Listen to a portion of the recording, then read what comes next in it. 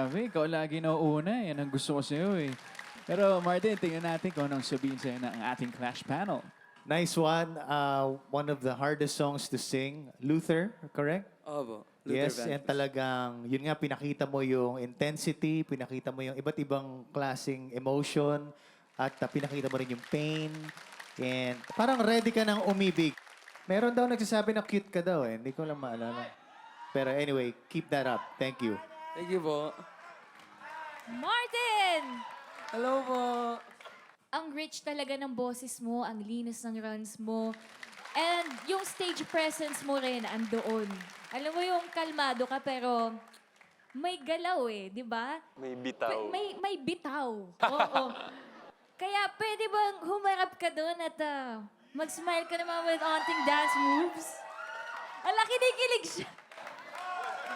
Sample. Dali.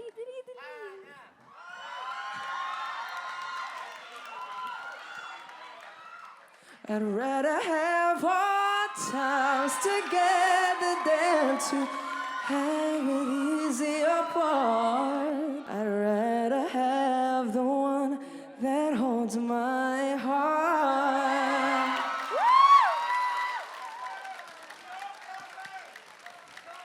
Oh, Nice anyway, one. Good job. si JL na masyado na kaming kinikilig dito eh.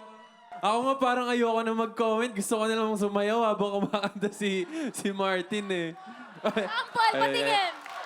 Martin, kanta ka nga. Sasayaw daw si JL. I'd rather have hard times together than to have it easy apart. Oh! Mali yun. Tinotoo naman niya talaga. Pero Martin, alam mo, eto yung hinahanap ko talaga na version ng Martin. Tuwang-tuwa ako kasi parang nanonood lang ako ng concert mo. Feel mo yung bawat sulok ng stage.